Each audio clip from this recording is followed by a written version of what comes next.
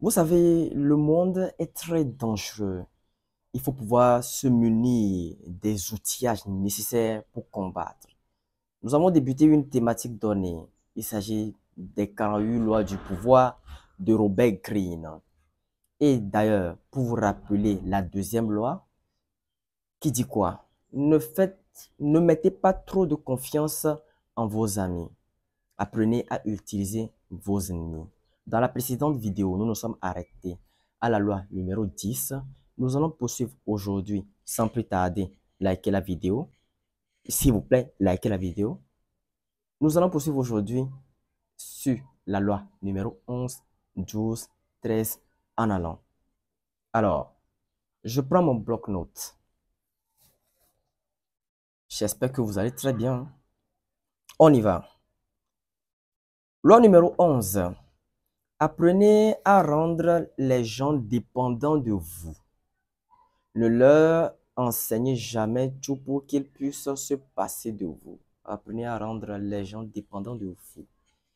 Ne leur enseignez pas tout jusqu'à ce qu'ils ne se passent de vous. Ils ne s'en lassent de vous. Loi numéro 12. Jouez sur l'honnêteté. Soyez honnête. Jouez sur l'honnêteté et la générosité pour désarmer vos victimes. Jouez sur l'honnêteté. Jouez également sur la générosité pour désarmer vos victimes. Loi numéro 13. Quand vous demandez de l'aide, faites valoir l'intérêt personnel de l'autre. Ne demandez jamais sa pitié ou sa gratitude. Quand vous demandez de l'aide, faites valoir l'intérêt personnel de l'autre. C'est-à-dire, vous demandez de l'aide à quelqu'un, vous faites valoir l'intérêt personnel de l'autre. S'il vous plaît, monsieur, pouvez-vous m'aider à faire ceci? En contrepartie, je vous donnerai ça. Vous voyez un peu? C'est de ça qu'il s'agit. Loi numéro 14. Positionnez-vous comme un ami. Travaillez comme un espion. Loi numéro 15. Détruisez totalement votre ennemi. Détruisez-le, exterminez-le, tuez-le. Bon, je vous avance pas pour aller prendre un flingue et tuer quelqu'un. Ou bien pour aller framponner quelqu'un. Non, c'est pas ça. Pour aller chuter quelqu'un. Non, c'est pas ça. Il s'agit des idées qui sont évoquées dans les 48 lois du succès. Et la loi numéro 15 nous dit quoi? La loi numéro 15 stipule clairement que vous devez détruire totalement vos ennemis. Détruisez-le, pas seulement physiquement, mais également spirituellement. On y va? La loi numéro 16. Utilisez l'absence pour augmenter votre respect et votre honneur. La loi numéro 17. Créez un climat, c'est-à-dire vous créez un climat de terreur, un climat qui fait peur, un climat de terreur, un climat qui fait peur. Cultivez un air, soyez volontairement imprévisible. Cultivez un air d'imprévisibilité. C'est-à-dire, les gens ne doivent pas savoir à quel moment vous allez frapper. Les gens ne doivent pas savoir à quel moment vous serez prêt à lancer vos coups. Les gens ne vont pas savoir vos intentions. Les gens ne vont pas savoir qu'est-ce que vous mijotez, qu'est-ce que vous avez derrière la tête. Vous voyez un peu? Créez un climat de terreur.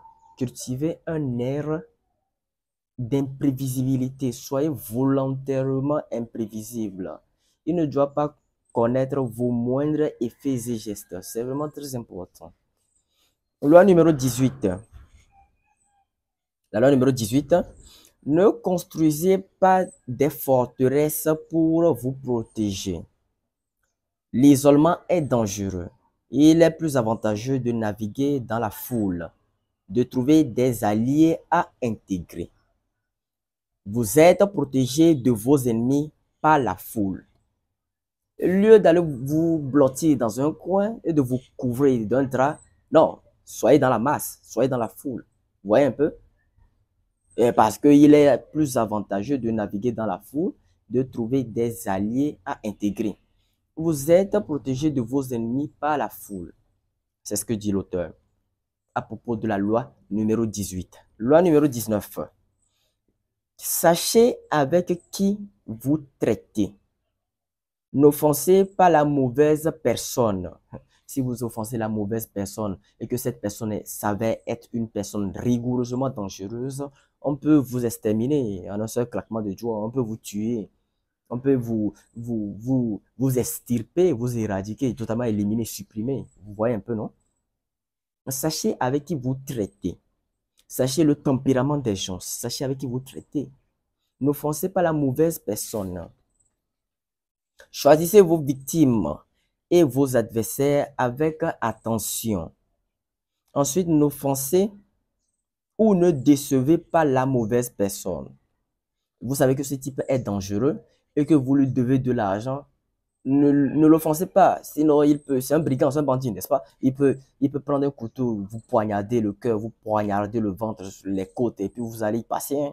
Vous allez vous retrouver 6 pieds sous terre, et ça serait déplorable. Vous voyez un peu? Sachez avec qui vous traitez. Loi numéro 20. Ne vous dévouez à personne. Loi numéro 21. Jouez l'imbécile pour attraper un imbécile. Jouez l'imbécile pour attraper un imbécile. Si un type voit qu'il est plus intelligent que vous, qu'il peut vous amadouer, vous aussi, immiscez-vous dans le jeu. Vous aussi, faites semblant. Faites le con. Oui, faites le con. Faites semblant. Faites comme si de rien n'était. Faites comme si vous ne savez pas ce qu'il est en train de faire pour avoir l'imbécile. Paraissez plus bête que votre cible. Il se joue la bête, n'est-ce pas? Il se jette. Vous aussi, vous vous jetez. Voilà. Il se joue les bêtes.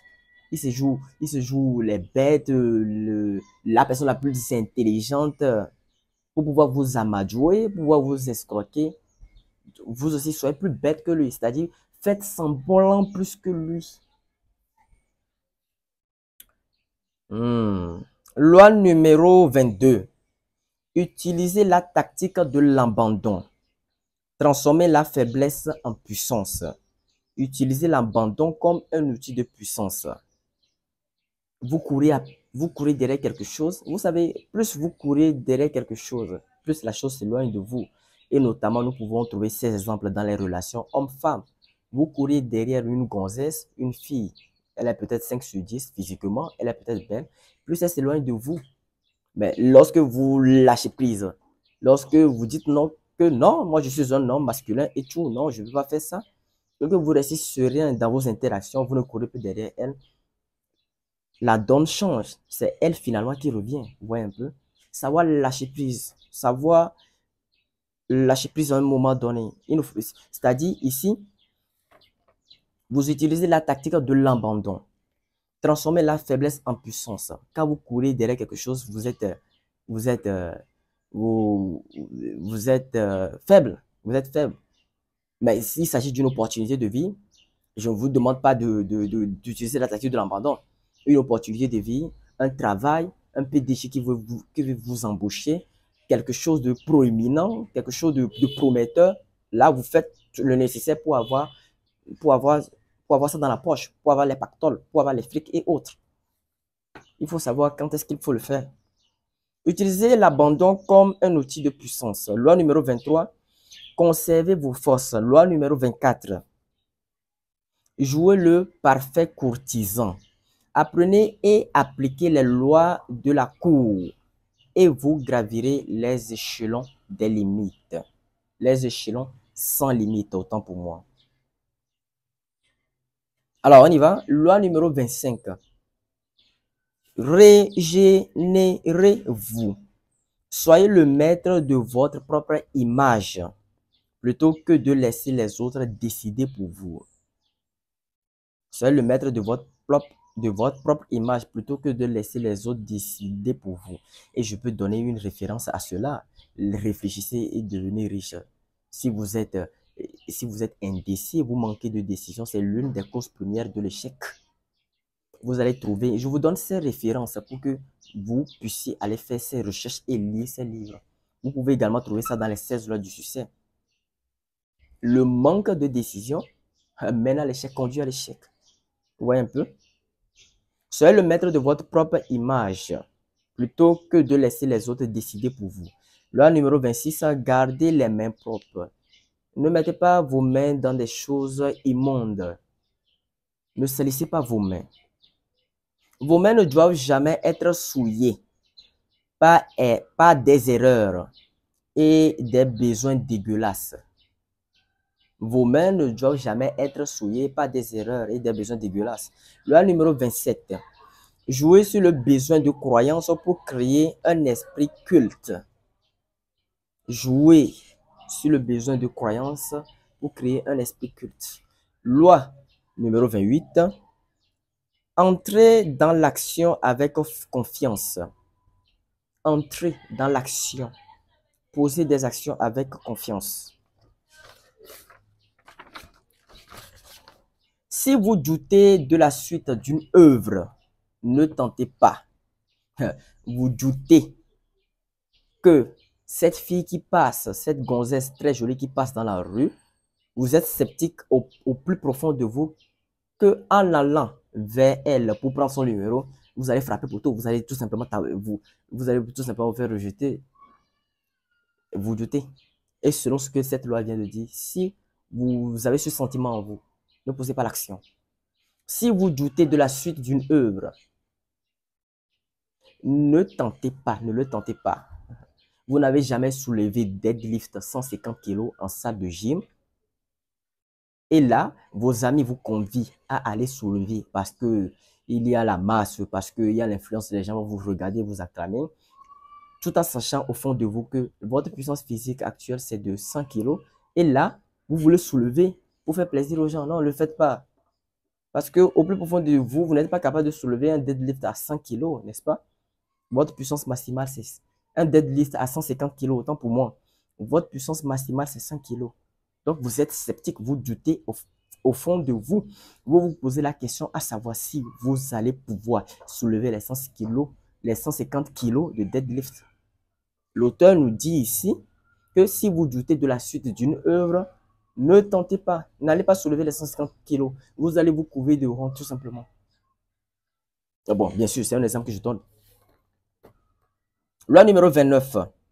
Je vais m'arrêter à la loi numéro 30 pour terminer cette vidéo. Loi numéro 29. Planifiez toutes les étapes jusqu'à la fin.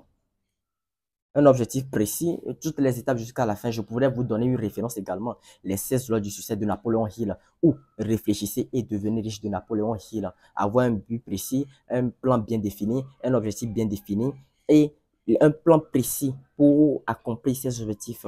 Un objectif et les plans